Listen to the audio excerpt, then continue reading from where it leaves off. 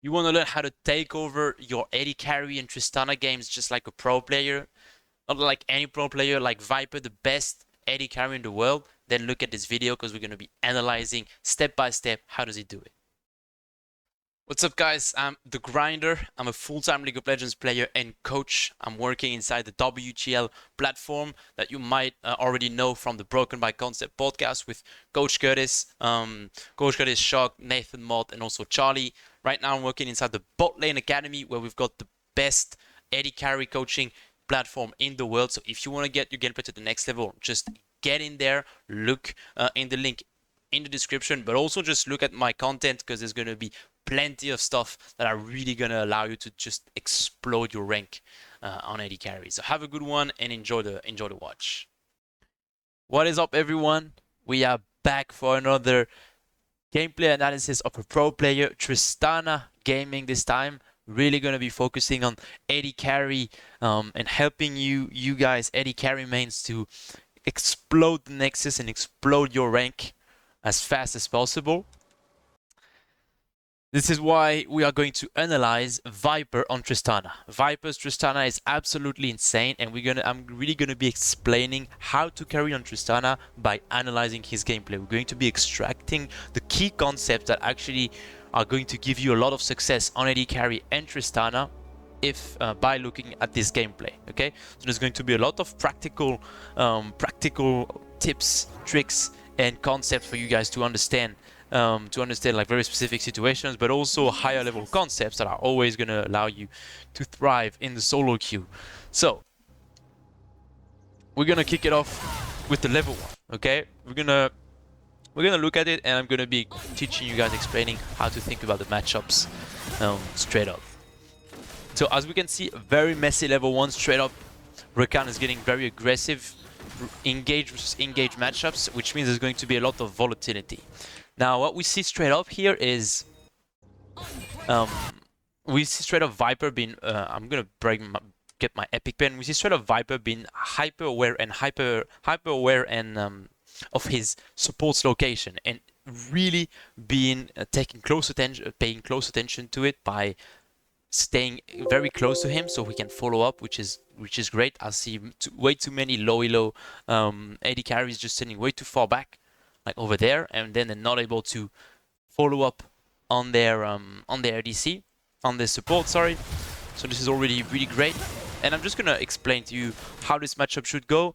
Overall, these guys have very big all-in threat, these guys as well. So it's all about finding an engage on the AD carry. The team that's going to be able to find engage on the AD carry is most likely the one that's going to be winning the team fights. Of course, there's a lot that go on, as we're going to be seeing, but very genuinely speaking, this is how you want to approach this heavy stat check and kind of even engager matchups. Okay, so what we can see here already is Viper really trying to get the push. He's really shoving waves. Right now, being a bit more conservative, because we don't want to be like shoving way too hard. There's also an argument that can be made to just keep the shove and keep the wave neutral. It can also work in these matchups. The key of these matchups is really the trading patterns. Okay, and as we're gonna see here, there's gonna be a very interesting trading pattern here, where Viper gets engaged on by the rail. Rakan gets a little bit too crazy, but here just like Kaisa is extremely low. So it's there's a few concepts that are very important in this matchup, in this trade already. The first important thing to note is that yes, red is engaging, but Kaisa is very far away, and he's actually already putting the bomb on her. So this is a very cool trick, where even though like there's an engage timing on the trade window, because the enemy AD carry is very far away, he's okay just taking it. We also see that even if you get engaged by engaged supports, if your engaged supports is actually ready to go, they can't even, like, the enemy AD carry can barely follow up, which is what happens. And the last thing that I really want to highlight is how Viper is using barrier. He just uses it very, very early so he doesn't lose HP. That's very key, and that's something not a lot of AD carry players do, but it's absolutely essential because staying high HP is much more important. And as we can see, this Kai'Sa isn't using barrier at all, but look at this. Now look how low HP she is. It's going to be extremely hard for her to do anything. And we see beautiful flash here from Viper. Really being aware of what the enemy can do and actually just gets a beautiful double kill right here. So another thing to highlight here is Viper, you know, it's all about reaction time. He really just knew that this could happen, and he already had his key ready to go on F, because there's very slight timing for you to be able to do this against Rel, which is able to, and he's able to actually land it. And as we can see, he's just being really really calm, and he really knows his limit. That's really the difference. Where like he knows that even if he gets engaged on, it's not a big deal, because he has very good awareness of where's the enemy AD carry and where is the recount. So it's very high level, and it really shows the power of a great AD carry. And this Kai'Sa on the other hand is actually just not really respecting and going overboard every time and just taking suboptimal trades, which is actually leading to Viper capitalizing on this. So this is very beautiful. We're gonna be seeing a lot of this throughout this whole gameplay. Here, a beautiful sequence here from Viper. So I'll let it play out, and you're really gonna understand how impactful it is. As we can see, the wave is bouncing towards us. Kai'Sa is extremely low. She has to reset. She's literally going to be losing 2 waves right here. So it's something that's absolutely essential when you're playing AD carry. Being aware of the wave state and when the wave is bouncing, and taking it as an opportunity to sometimes just roam mid when there's an opportunity, especially when you're playing champions like Tristana, actually have a lot of ganking potential. And the reason why he also goes here is because he knows that if he's gonna be chunking Kai'Sa right now, she's gonna be such in big trouble. She literally just can't come back to lane, or she's gonna be come back on low HP. And this is actually really trolled by Kai'Sa, a very troll roam, because the wave is bouncing, is like slow pushing back towards the Tristana. So great awareness of the enemy's mistake, and we really capitalizing on it. And it's really what's the trend of great AD carries. They don't do anything crazy, but they just know their limits so well that the enemy are just going to be making mistakes, and they're so consistent that the enemy just make mistake, and we just capitalize on enemy mistakes, which is beautiful. And this is really what makes world-class AD carry. So as we can see, Kai'Sa is just losing an entire wave right here, which is absolutely insane at this stage of the game. We literally 10 CS up, and we've got 2 kills. We absolutely pumping this matchup, and this is where we're gonna be looking at some mistakes of Viper, because even Viper just will make some mistake, even if he's a pro player. Okay, and I think here he's just being really aggressive. Trade is okay. An argument can be made to actually not take this trade, because we want to stay high HP when we're in 1v2, but that's also alright, because we're so much stronger. But look at this. Look how he is posturing aggressively. He doesn't give a shit. He's really pushing the limits at all times, even if he's 1v2, which is really amazing. Really amazing. But guess what? This is what happens, you know. And you might say, oh my god, like this guy, he just trolled here, like it was really bad from him. And yes, you know, you can't say it. And this is what I say. Even pro players do make mistake.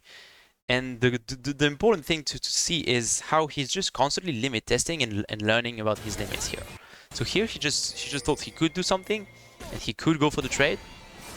He ends up just not being able, and the reason why is really because we've got Red and Kai'Sa that are really amazing at all-inning like this, and he's already too low HP. The big thing is that he's a bit low HP, and Kai'Sa is actually able to land a beautiful flash over the recount's W, which makes a massive difference. So what he should have done is literally just not give a shit.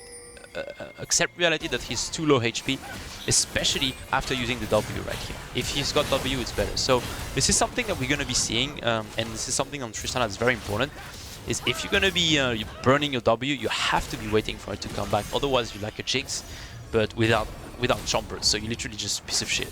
So a very key concept that we can learn here from Viper's mistakes.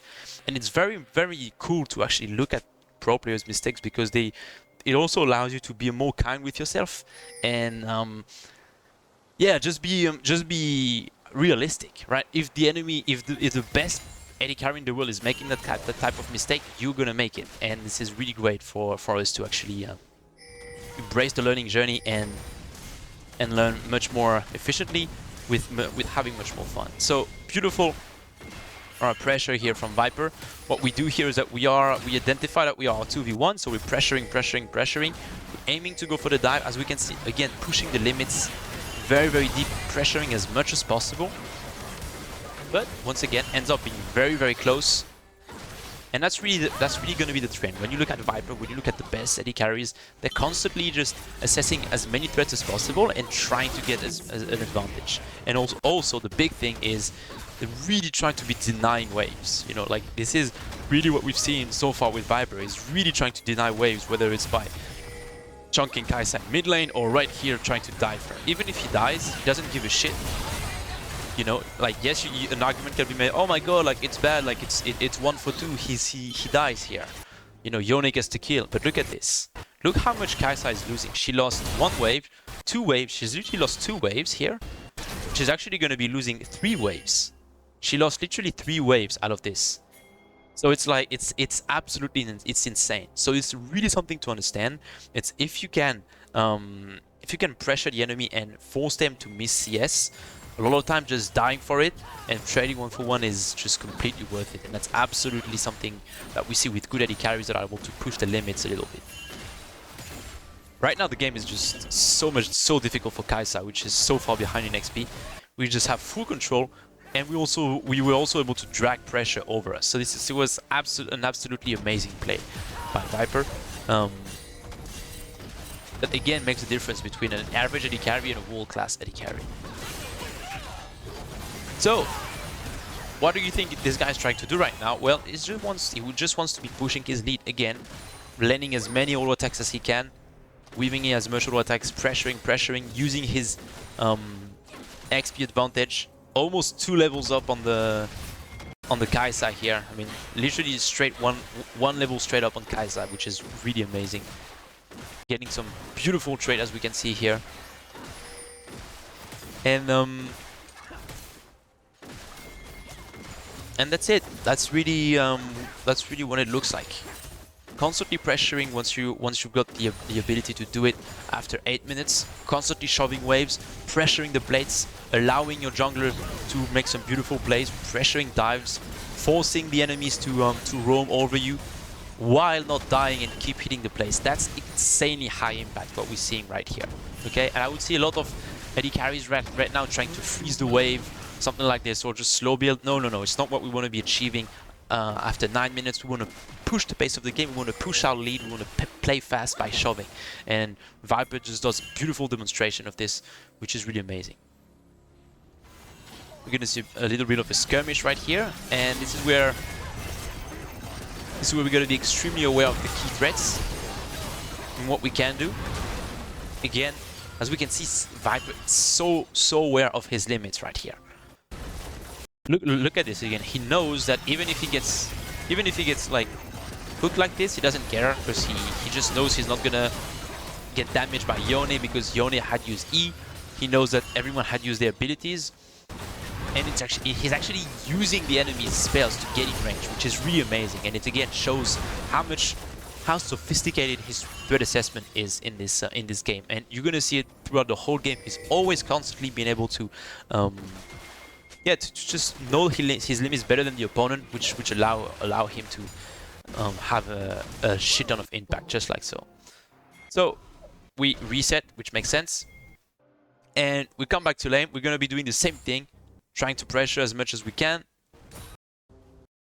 while being aware of the key threats, as we can see here. Straight up going for it. Just for 1 auto attack, he's willing to land W, trying to get every bit of advantage. Beautiful. And now Kaisa is half HP. Just because he's pressuring so much, Kaisa is half HP. She's in dive threat. I think this one is going to get a little bit messy. But again, we see the mindset of trying to deny XP as much as possible, trying to deny waves as much as possible. This is what's really making the difference right here.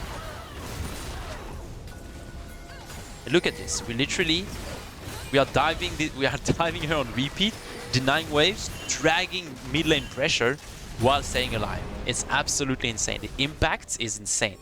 And if this guy wasn't pushing so hard and pressuring so hard, like, the game would be so much more difficult with this top side losing really hard and mid lane losing so hard. So it's absolutely amazing, and we're gonna look at it one more time because the sequence is absolutely beautiful. What we do is that we recognize that we've got Galio move right here. We recognize we have an advantage. We want to be pushing it. I think Viper could have flashed right here way earlier, so he can dodge this. Would have made a big difference. But straight up, we insta flash out. Make sure we stay away from the Yone's range. Don't want to get free DPS. Instantly try to get a reset by nuking the Kai'Sa. Absolutely amazing. And yeah, and that's really that's really amazing. That's beautiful. That's beautiful. So the key concept that you guys wanna understand here is, again, pushing, trying to deny waves as much as possible, staying high HP by instantly flashing out when you've got melees onto you, and yeah, I think he could have for sure played it a little bit better by dodging the CC in advance from the well and letting his team tank and not being so much on the tower when he's actually already had minions to back him up. So that's really, again, really amazing, and this is what's actually allowing him to get the tower before 14 minutes, and right now to be mid, to again start pushing the base of the lane of the game and play towards his win condition, which is him. And we're just gonna keep seeing him just pressuring, landing as many auto attacks as he can on the wave, as many auto attacks on anyone as possible while not dying, which is great. So I think this is really something with Viper. He's not really scared of using his E and W like this. I think there's an argument can be made to actually be keeping your spells for these key team fights. We're going to be looking right here. Beautiful, beautiful kiting. Honestly, you don't have anything crazy to do in these team fights where you've got a fed tank. Your job is just to kill the tank. And this is what he's doing, just focus on the tank, and when the tank is dead and the fight is easy, boom, we send it. So we're gonna play it one more time. Again, I think Viper has this habit of just, I mean, it's a downside of his trying to pressure all the time. He's just having to use his W and E out before key fights. So this is something you gotta be watch out for, especially on Tristana, which is a heavy ability usage dependent champion. And again, as we can see, he's just really hitting the first target, okay? Beautiful AD carry fundamentals here. Hitting the first target, not going too deep. Instantly, like, he just knows Ren is going to engage him. He's instantly knocking her out with his ult. Doesn't want to get CC'd or anything. And just stay really far from the Cassante. He's really aware of every fucking threat that's onto him. And just kiting, hit him. Repositioning, not overhitting if the enemy is too close, right? And making sure he's just at high HP, and now he's able to clean up on the back end because he's so high HP. So that's, again, beautiful AD carry fundamentals by Viper that we can highlight right here. Interesting play here by Viper to stay. Definitely a mistake. Would be much better to reset early on with his whole team, because you don't want to be just trying to hit the tier 2 towers and trade it for your own tempo. It can be good if you don't have anything else to do, but in these types of situation, not the greatest, because all the enemies are going to be coming back on the map. You're going to be having to bleed pressure, bleed tempo. So as we can see, even the best AD carriers in the world, they do make these types of mistakes. So don't feel bad about yourself, guys, and also keep faith, right? Even if you make mistakes, the enemies will make mistakes later on, even if they have lead, because Viper's still doing it, and he could have been in a lot of trouble right here. And he actually puts his Jace in a lot of trouble, to be completely honest. All of this is very awkward. This whole situation is very awkward. He's going to be able to kind of skirmish his way out of here, which is definitely a trait of the pro players. And the best AD carry is sometimes the macro isn't really that great, but they end up just end up having good fighting, allowing them to outperform the. So pretty straightforward. We go back, and this is where again we're gonna be taking over the game. We're gonna really, I mean, we've already seen how he took over the game by just being pressuring so hard on the bot lane, and now he's gonna be pressuring so hard and be playing the skirmishes so well that the enemy just don't stand a chance right now anymore. And this is, and before the game was so difficult, right? But just because he just played good, good fundamentals of AD carries and was pressuring hard without dying, is what made the difference. So this one is going to be a beautiful team fight, so I'm going to let it play out. We're going to just really pay attention to how many auto attacks he's able to land without getting hit by anything in this team fight. It's absolutely amazing, and this really shows the difference. So that's one auto attack. 1, 2, 3, 4. Didn't get any damage here, so it's just 3 damage that we landed. Another one and another one. Being really aware of like the Rel potential engage, Cassandre potential engage, Yoni's engage, and also Talia engage. So always constantly weaving in these auto attacks while selling really far back. Like look at his character, just one auto attack, go back, auto attack, go back, auto attack, go back, because he knows how much threat Rel can have and how much all these champions have. Oof, the Yoni as well, and all these champions. As you can see, he instantly just ults the Rel here, because you really want to make sure he doesn't get engaged. So this is really good. I see a lot of Tristana just holding their W and holding their R a little bit too much, and right here it's great because this R prevents the Rel from engaging. And if you actually try to W at this moment, Rel could easily cancel your W, because it's pretty hard to buffer Rel's W. So beautiful R usage, really understanding the enemy's ability to engage, and always just keeping this R for self-peel, especially when he's so strong. So beautiful, again, mindset and AD carry, and even more Tristana fundamentals right here. So we're gonna keep pushing the lead. As we can see, the enemies end up making mistakes. He just didn't do anything crazy. I mean, it's actually crazy the way his positioning and his third assessment is actually crazy. He doesn't look very shiny, but it's actually really beautiful. And even here, right, he just knows again that the enemy doesn't have enough threat. He knows that there's only Cassandre and that the others are really far away. So now he's able to bait the Yone R, and now Yone is just dead, and now the game is so easy. Now you can take the rift again, just because he has insane third assessment and he's baiting the enemies to come into him with this W in right here. Very confident W, which really again is possible because there's only one threat here, and only Yone that can back him up. But he has flash, and his whole team is behind, so he knows that because he has flash and there's only one threat, if the threat is gonna engage, then he's gonna die, which is exactly what happens. So great understanding again of his limit, great playing towards the flash, the teammate's location and the enemy's location here, which again makes the difference between this is what makes a great AD carry. You know, really being able to know your limits better, such that you're actually baiting people to go in when they actually can't go in. That's absolutely amazing. And yeah, we just take over the game right here. Take over the game. We take one tower. We end up dying, but it doesn't really matter. We trade 1 for 1, and the enemy is reacting to the wave. So it's absolutely amazing. And now the game is just gonna be so easy because we've just applied so much pressure. We've got our LDR to deal with Mr. Cassandre. And it's gonna be insane. It's gonna be really good. So I really love what I'm seeing here. It's really exciting. Like, it's very inspiring. Like, you guys should be just inspired to see this type of masterclass here. Just chilling, just hitting the objectives. We can do every objective by now. We decide to go back on the mid wave here to prevent the Kai'Sa from taking the tower, and then we can go back to the Arakan, which is pretty good.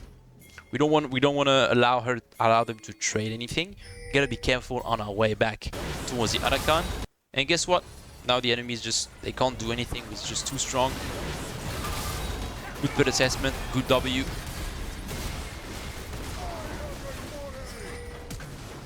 And we almost killed Cassante. We burn his flash, which is absolutely amazing. Now we get the Arakan, and the game is really just going to be over pretty quickly. Again, look at this. Look at how hard he's pushing limits right here. He's got one guy dead in his team. He's in the enemy jungle. He's looking for a trap like this. Honestly, like, I don't even want you guys to think that, you know, you have to do this. Like, this is a bit crazy what he's doing right here. And as we can see, he's actually gonna just almost killing his Rakan. So this is actually a mistake. And again, this is just the downside and what's gonna happen when you're always constantly pushing limits and trying to pressure. Sometimes you end up doing things that are not really important for the game. Right here, you've got Galio that's dead. Cassante could TP behind. These guys are already low HP. All the enemy can almost kill them. Like, it's very, very lucky that Rakan doesn't die here. So pretty big mistake by Viper. What he should do is just reset, come back on the map with the gold spent, because he probably has a lot of gold right now, and it would just make everything easier. But you know what? This is what he does, and this is his play style. And this is also it's because he's making all of these mistakes. He's also able to make all these beautiful plays and these beautiful high impact plays, but he knows the limits better than the opponents. So again, you can't have one without the other. You can't have the cake and the cherry on the cake and the chocolate and everything. I don't know the expression, but you get my point. Beautiful, absolutely massive. And yeah, right now we are kind of overstaying still, right? We've got a lot of gold, and it looks like the enemy are just going to be FFing, and it's over.